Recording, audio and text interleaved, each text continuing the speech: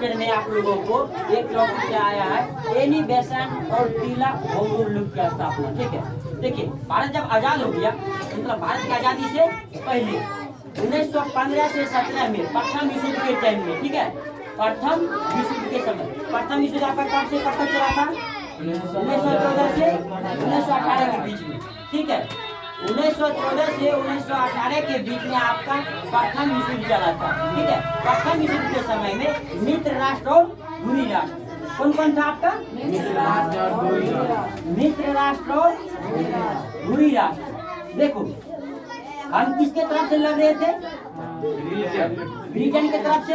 हमको ब्रिटेन वाले ने कहा भाई हम तुमको तुम्हारा स्वराज अपना आप लौटा देंगे। ठीक है, हमको तुम अपना स्वराज तुम्हारा हम लौटा देंगे। ऐसा करो तुम, हम किसी से लड़ रहे हैं, तुम मेरा क्या करो, इसमें मदद करो। अगर हमको अभी तुम मदद करेगा, हम तुमको छोड़ करके तुम्हारा स्वराज लौटा करके हम क्या करेंगे, यहाँ से पलायन कर जाएंगे। ठीक है, लेकिन वो तो मेरे साथ नाइंसाफी कर रहा था। हमने उसके कई सारे युद्धों में साथ दिया, लेकिन फिर भी उसने हमें आजादी नहीं दी। जब आजादी नहीं दी तो सबके मन में आने लगा भाई ये बार बार हमें लॉलीपॉप थमा करके क्या करता है, कम करवाता है बार बार, यानी कि हमें क्या कर रही है, फुसला लेता है कि भाई ये कम में हमको मदद करो, उसके बाद हम तुमको क्या करेंगे, आजाद कर देंगे। लेकिन देखो 1914 से 1918 के बीच में हम लोग लड़ते रहे, लेकिन हमको बार बार यही बात उसके साथ होते रहा। ठीक है, हमको बार बार फुसला करके रख लेता था। लेकिन 1915 से 17 ईस्वी में एक आदमी आता है, एनी बेसेंट और तिलक साहब। ठीक है, एनी बेसेंट और तिलक साहब ने भारत के अन्य सारे राज्यों में जा करके समझा करके उनके बीच में देश के हित के बारे में उनके बीच में क्या देने लगा जी, राष्ट्रवाद की भावना को उत्पन्न करने लगा। राष्ट्रवाद की भावना का मतलब ये होता है उनके अंदर राष्ट्र की एकता या अखंडता के बारे में, हित के बारे में समझाना, बताना, अपने देश के प्रति हित के बारे में बात करना, ये हुआ। और देखो 1915 से 17, 1914 में हम उसके तरफ से लड़ने गए थे। ठीक है, लड़ने के उपरांत ही हमसे बात हो रहा था कि भाई हम लड़ के जब आएंगे ना जीत के, हम तुमको आजाद कर देंगे। ये बात हमको कौन कह रहा था? ब्रिटेन वाले, हम तुमको आजाद कर देंगे। अब देखिए ये बात हमको कह के गया था किसको, एनी बेसेंट और तिलक, ये दोनों के माइंड में ये बात बैठ गया था कि अच्छा अब यार अंग्रेजों की तरफ से लड़के जो आएंगे ना हम लोग जब जीत जाएंगे तो हमको क्या करेगा, ये आजाद कर देगा। यह बात की सबको फैला दिया, भारत के और सारे देश में और सारे राज्य में जाकर के क्या करने लगा, यह बात सबको बताने लगा। जब ये बात सबके माइंड में देने लगा, भाई अपना देश होगा, अपना स्वराज होगा, हम अपनी मर्जी से खाएंगे, हम मर्जी से सोएंगे, मेरा मन होगा, अंग्रेज चले जाएंगे ये जीतने के बाद। आप देखो, लेकिन ऐसा कुछ तो करता नहीं था हमारे साथ, बार बार जीत जाते थे, हमको फिर गुलाम कर लेता था। अब ये बात जो है ना, ये बात सबके माइंड में आने लगा, अच्छा ये हमारे साथ बार बार नाइंसाफी करता है। अब सब ब्रिटिश सरकार के खिलाफ हम लोग क्या होने लगे जी, उग्र होने लगे।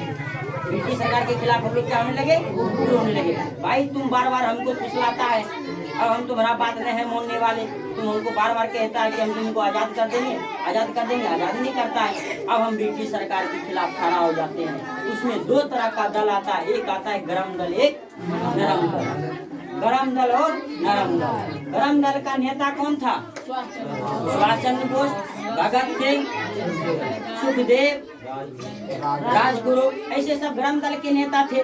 और आपका नरम दल का नेता कौन था? महात्मा गांधी, और उसके बाद पंडित जवाहरलाल नेहरू, ये सब तिलक, ये सब कौन थे? नरम दल के नेता। इसमें दो तरह का दल का उजागर हुआ। ठीक है, अब ब्रिटिश सरकार से लड़ने के लिए पहले तो हम दूसरे जगह जाते थे, उसके तरफ से लड़ने, अब उसी से हमको लड़ना था। जब उससे हमको लड़ना था, इसको लड़ाई में दो तरह का भाग हुआ, एक हुआ युवा दल, एक हुआ आपका एजेंट में बूढ़े व्यक्ति। तो नरम दल जो थे आप लोगों का, जो एजेंट था उसका कहना था हम हिंसा से अपना देश की आजादी नहीं चाहते हैं, और गरम दल का कहना था हिंसा हो या अहिंसा। ठीक, हम इसका जवाब पत्थर से देंगे, खून के बदले में खून लेंगे। ठीक, ऐसा कह करके ये लोग अपना दल लेकर के चलना स्टार्ट कर दिया, अपना दल लेके चलना स्टार्ट कर दिया। अब देखो जब ये दोनों दल बन गई, यह बात भारतीयों तो कुछ विदेश में भी था ना, भारत के कुछ आदमी तो विदेश में भी था। अब हमारे पास तो हथियार भी नहीं है अंग्रेजों से लड़ने के लिए, हमको हथियार नहीं है, हथियार भी बनाना पड़ेगा। तो गरम दल सब वाले हथियार की जरूरत पड़ती थी। गरम दल वाला सब क्या करते थे, स्ट्राइक, सरकार के खिलाफ रोड पे खड़ा है, हाईवे नहीं करवो तो हमारा इज्जत नहीं दबाएगा। बच्चों की तरह रहता है ना, हम खाएंगे ही नहीं अगर तुमको हमको आजादी नहीं देगा तो। कल तुम गलती किया, हम नहीं खाएंगे तो जल्दी चीज कानून आप वापस लो। ऐसा बात कौन करने लगा, गरम दल को लगा करिए तुम फल्ला को पीटा है, हम तुमको भी पीटेंगे। ठीक समझा गया। अब देखिए उसमें उसके बाद क्या होता है, एक मुस्लिम लीग की स्थापना होती है, ठीक है। तो और क्या था, लाला हरदयाल साहब ने गदर पार्टी की स्थापना की। उसके बाद कौन है, गांधी का रंगमंच में आगमन। अब देखो इसके बाद होता क्या है, एक मुस्लिम लीग की स्थापना हो जाती है, गरम दल, नरम दल, मुस्लिम लीग। मुस्लिम का भी एक पार्टी बना कि हम भी क्या करेंगे जी, अंग्रेजी सरकार के खिलाफ आजादी में हम लड़ाई के भागेंगे। भाग लिया कौन, मुस्लिम लीग ने एक स्थापना किया मुस्लिम लीग के, और उसने क्या कर लिया जी, भाग लिया और अंग्रेजी सरकार के खिलाफ लड़ना स्टार्ट कर दिया। हमें क्या चाहिए, आजादी चाहिए। अब देखिए लाला हरदयाल साहब ने गदर पार्टी की स्थापना विदेशों में कर दी। लाला हरदयाल साहब ने अमेरिका में रहते थे, ठीक है, लाला हरदयाल साहब ने, उसने कहा अच्छा हम यहाँ से रह करके भारत में नहीं है ना, ठीक है, हम मान लीजिए सपोज डेट हम यहाँ लड़ाई हो रही है वहाँ, ठीक है, हम उसी घर के हिस्सा का आदमी है ना। मान लीजिए आप बाहर में, सपोज आप बाहर में, आपके घर में लड़ाई हो रहा है पड़ोसिया से, आप बाहर से दिमाग लगाते हैं ना, हथियार बनाते हैं ना। लाला हरदयाल साहब ने वही किया, गदर पार्टी की स्थापना करके वहाँ के जितने सारे भारतीय थे सबको एकजुट करके एक पार्टी बनाई। उस पार्टी और हथियार शस्त्र के साथ भारत में एंट्री मारा अंग्रेजी सरकार के खिलाफ लड़ने के लिए। दिक्कत आगे हरदयाल साहब जी। अब देखिए उसी बीच किसका आगमन हो जाता है, हमारे पूज्य पिता गांधी जी रंगमंच में आगमन हो जाता है। यानी कि भारत के स्वतंत्रता सेनानी में किसका आगमन हो जाता है, गांधी जी का। और गांधी जी ने कई सफल प्रयास सत्याग्रह किए, एक आपका चंपारण सत्याग्रह किया, एक खेरा सत्याग्रह किया, एक अहमदाबाद सत्याग्रह किया। ये तीन सत्याग्रह उसका सफल सत्याग्रह था। और उससे भी ज्यादा कई सारे आंदोलन किए आपके देश की आजादी के लिए, और सहयोग आंदोलन किया, इम्पोर्टेंट सहयोग। उसके बाद सभी ने अवज्ञा आंदोलन किया। यहाँ तक मेरे को दिक्कत, गांधी जी का आगमन कर लिए। देखिए आपने क्या क्या पढ़ा, राष्ट्र लड़ना स्टार्ट किया था।